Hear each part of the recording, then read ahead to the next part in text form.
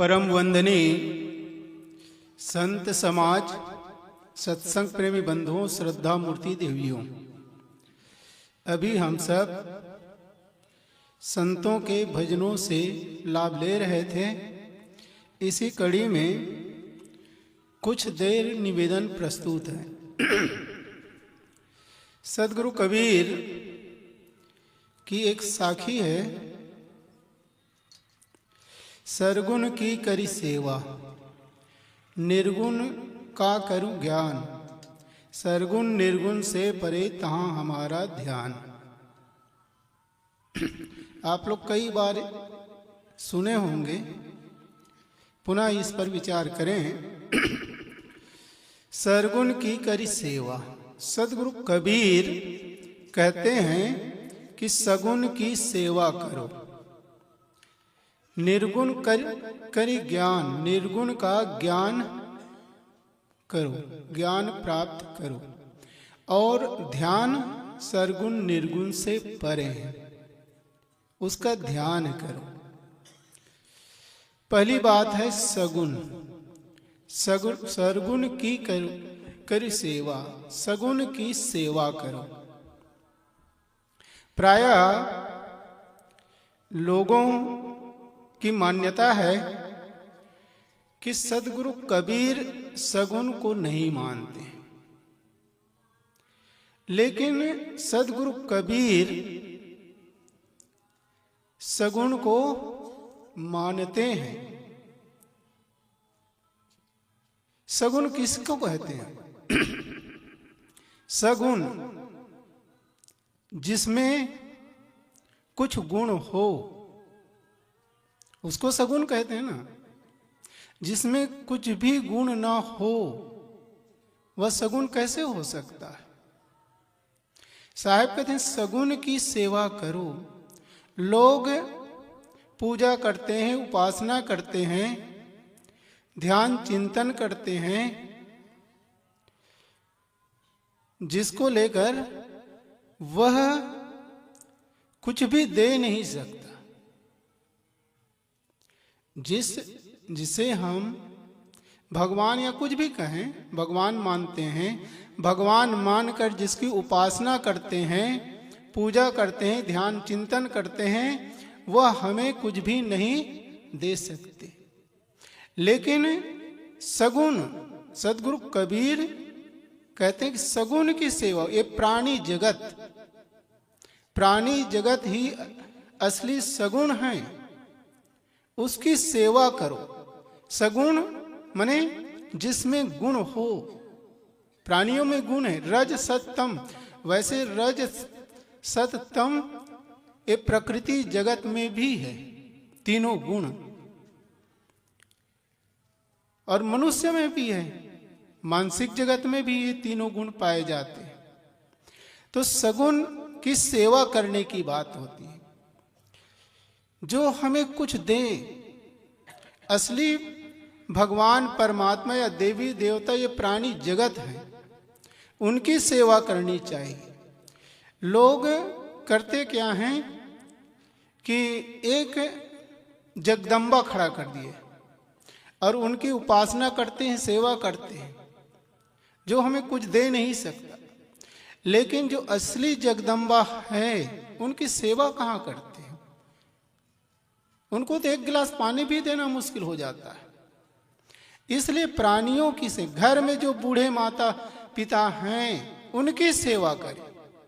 असली जगदम्बा ये माताएं हैं जिन्होंने हमें जन्म दिया और जिन्होंने कुछ पैदा नहीं कर सकते, उनकी उपासना करते हैं।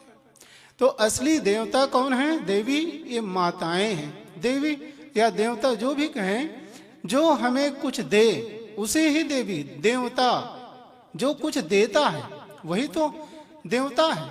ये देवियां हमें दिया, जन्म दिया, इन्होंने हमें जन्म दिया, 9 महीने तक अपने गर्भ में रखा, कितनी सावधानी पूर्वक हमें पाला पोसा उसका। तो इनकी सेवा करें, बूढ़े माता पिता की सेवा करें, पिता की सेवा करें। पिता क्या देता है फिर? पिता कुछ देता है। पिता बच्चों को क्या देता है?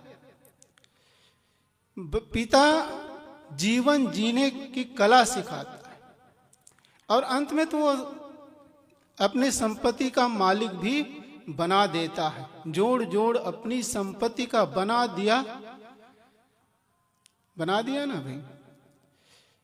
तो सारी एक एक पैसा जोड़ जोड़ करके हमें पढ़ाता है, लिखाता है, और पढ़ा लिखा करके गुणवान भी बना देता है, योग्य बनाता है ये पिता। तो उनकी हम पर कितना ये है उपकार है, बहुत बड़ा उपकार है। लेकिन ऐसे बूढ़े माता पिता की हम सेवा नहीं करते। जड़ मूर्तियों की, पिंडियों की सेवा तो कर लेते हैं, लेकिन ये चलते फिरते प्राणी हैं, माता है, पिता है, उनकी सेवा नहीं करते।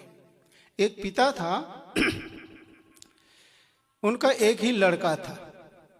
उन्होंने मेहनत मजदूरी करके लड़का को पढ़ाया लिखाया, योग्य बना दिया। एक दिन वह लड़का बड़ा ऑफिसर बन गया। शादी हुई, पढ़ी लिखी लड़की आ गई। फिर पिता बूढ़ा हो गया। कुछ दिन बीता, पोते भी आ गए, बच्चे भी आ गए। तो लड़के की पत्नी, मतलब बहू, कहती है अपने पति से कि सुनो जी, ये पिताजी बूढ़े हो गए हैं, मुंह से लार टपक रही है, आंख में कीचड़ भरे होते हैं, और बैठे रहते हैं सामने पर। कोई आते हैं तो उनसे मैं खुलकर बात भी नहीं कर सकती। इसलिए आप एक काम करिए कि इसको पीछे पिछवाड़े पर ले जाइए, इसके खाट पिछवाड़े पर डाल दीजिए, वहां आराम से रहेंगे, तो मैं कोई आएंगे उससे खुलकर बात कर सकूं। लड़का मना करता है, लेकिन बार बार कहने पर वह भी उनकी बातों पर आ जाता है, और अंत में करता क्या है कि उसको पिछवाड़े उनके खाट डाल देते हैं और कहते हैं कि पिताजी यहाँ पर आप रहिए, आराम से रहिए यहाँ पर। अब क्या करें पिता, वहां पर रहने लगे। कुछ दिन बीता, फिर कहती है कि सुनो जी, पिताजी के लार थाली पर टपक जाती है और बर्तन मांजने में मुझे घृणा लगती है, इसलिए आप एक काम करिए कि कुम्हार के यहाँ से मिट्टी के बर्तन बनवा करके ले आइए। बर्तन, मिट्टी के बर्तन में भोजन दे दूंगी और वो पिछवाड़े फेंक दिया करेंगे। वही किया। फिर मिट्टी के बर्तन ले आए, उसमें भोजन देने लगे। अब भोजन देने लगे, पिछवाड़े पर वो भोजन करते थे, फेंक देते थे। उनका एक बच्चा था, होनहार बच्चा था, प्रतिभावान बच्चा था। एक दिन वह बाल खेल रहा था, खेलते खेलते बाल वहां पर चला गया पिछवाड़े पर। तो वह अपने बूढ़े बाबा को देखते हैं और कहते हैं कि बाबा जी यहाँ कैसे। फिर वो अपना बताते हैं जो भी हो, और पिछवाड़े बर्तन पड़े हुए थे, तो एक एक बर्तन फिर वो इकट्ठा करने लगे। बच्चे इकट्ठा करते गए। एक दिन क्या हुआ कि बर्तन वहां पिछवाड़े से ला करके अपने कमरे में रखते गए। उनके पिताजी देख लिया तो उन्होंने कहा कि ये मिट्टी के बर्तन क्यों इकट्ठे कर रहे हो।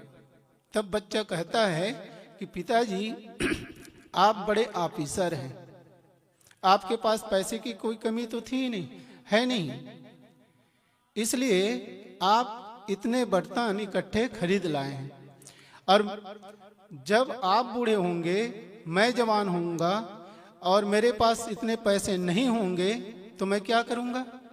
इसलिए आप लोगों के बुढ़ापे के लिए इसको रिजर्व रख रहा हूं।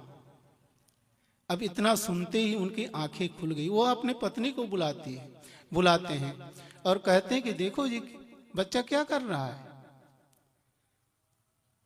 तब उन लोगों को समझ में बात आई कि ये हम लोग गलत कर रहे हैं। फिर बूढ़े पिता को सामने लाए, उनकी सेवा करने लगे, तो हम जो कुछ भी करते हैं उसका परिणाम हमें ही भोगना पड़ेगा। परिणाम सामने आएगा ही आएगा, लेकिन आदमी प्रमाद में उसका ध्यान नहीं रखता है, भूल जाता है। तो जो माता पिता हैं, यही तो असली सगुण भगवान है, परमात्मा है।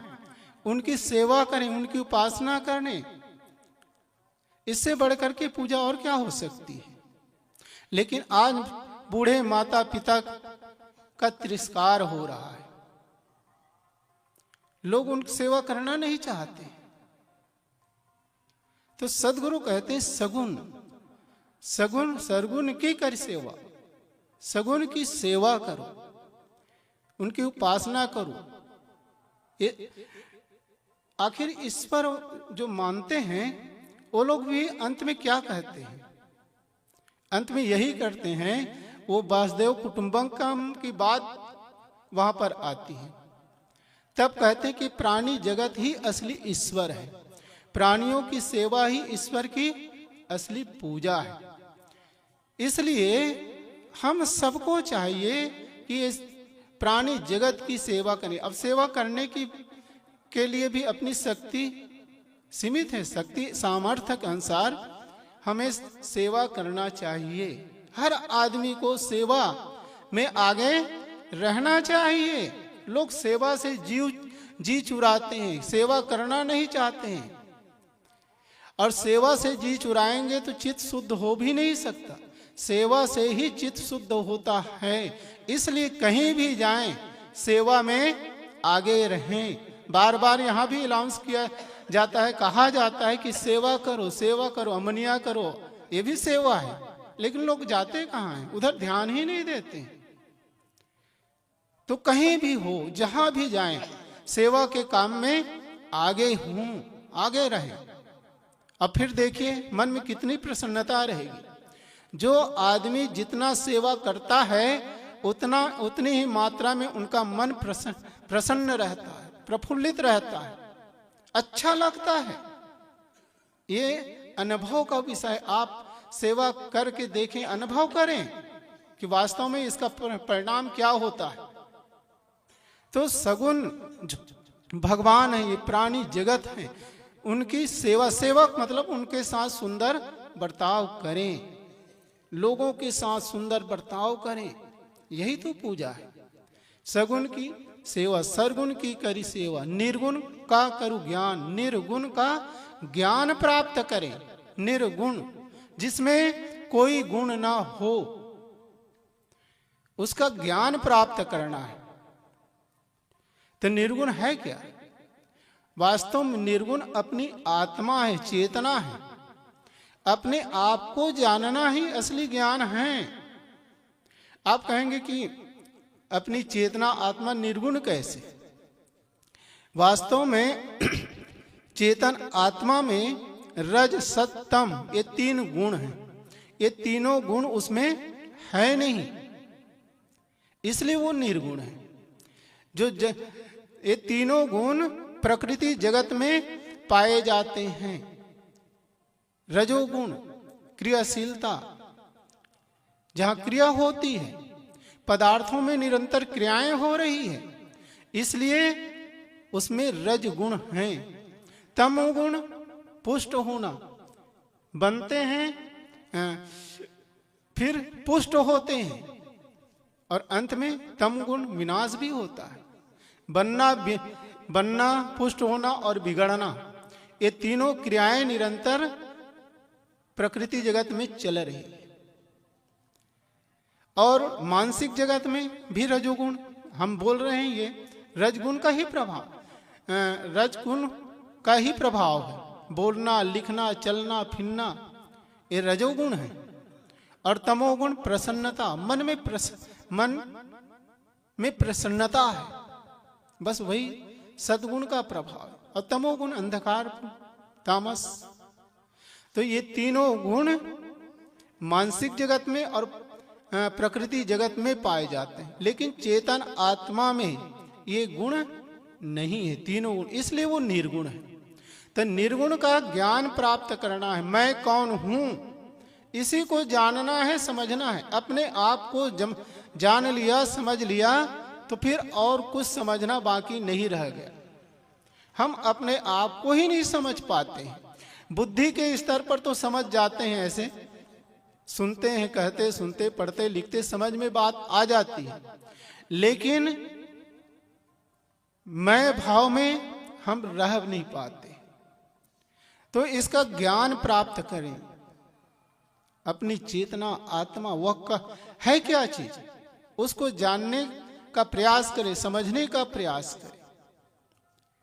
तो सदगुरु कहते हैं कि निर्गुण का करी ज्ञान, निर्गुण का ज्ञान करो। अपनी आत्मा निर्गुण है, उसका ज्ञान प्राप्त करने की आवश्यकता है। उसको ज्ञान प्राप्त करने का मतलब है समझने की आवश्यकता है। फिर निर्गुण सरगुण से परे तहां हमारा ध्यान, हमारा ध्यान निर्गुण और सरगुण से परे होना चाहिए। जो निर्गुण हो और सगुण, निर्गुण और सगुण दो बातें हैं। आत्मा निर्गुण भी है और सगुण भी है, क्योंकि आत्मा में, चेतना में गुण है। कौन सी गुण है? ज्ञान गुण है। चेतन जानता है, प्रकाश स्वरूप है। चेतन के प्रकाश से ही हमारी इंद्रियां प्रकाशित हो रही है, हमारा मन प्रकाशित हो रहा है। मन चेतन के प्रकाश से ही काम करता है। चेतन का प्रकाश ना मिले तो फिर मन से काम भी नहीं होगा। इसलिए चेतन में गुण है, ज्ञान गुण। जागृत रूपी जीव है, साहब ने कहा है। जीव कैसा है? जागृत रूप है। जीव सोता थोड़ी है, सोता है क्या? सुसुप्ति अवस्था में भी वह जागृत रहता है, जागृत स्वरूप ही है, जागता है वो। इसीलिए हम कहते हैं कि आज हम ऐसा सोया कि कुछ भी नहीं जान पाए। तो कुछ नहीं जाना, उसको जानने वाला कौन है? वही चेतन है, वो सोया थोड़े है। इसलिए ज्ञान स्वरूप है, जागृत स्वरूप है। और निर्गुण इसलिए है कि पहले ही बताया, निर्गुण चेतन आत्मा निर्गुण है, क्योंकि रज सत तम ये तीनों गुण उसमें नहीं पाए जाते। सदगुरु कहते हैं सरगुण निर्गुण से परे तहां हमारा ध्यान, हमारा क्या होना चाहिए? इससे परे, जिसमें जो सगुण ना हो, निर्गुण ना हो, उस पर हमारा ध्यान, अपनी आत्मा पर ध्यान होना चाहिए। मन जब लीन हो जाता है, अपने हो जाता है, तब वह स्थिति आती है। जब तक हमारा मन बाहर बिखरा होता है, चलता रहता है, तब तक वह स्थिति नहीं आ सकती। इसलिए मन को एकाग्र करने की आवश्यकता है। जब मन एकाग्र होगा, मन लीन होगा, तब वह स्थिति आएगी। इसलिए सदगुरु कबीर की ये साखी को मनन करें, चिंतन करें और उसके अनुसार जीवन जीने का प्रयास करें। तो मैं थोड़ी देर आप लोगों के समक्ष कुछ चर्चा करने का प्रयास किया। बस इतना कहकर मैं अपनी बात यहीं पर विराम देता हूँ। बोलिए सदगुरु देव की जय।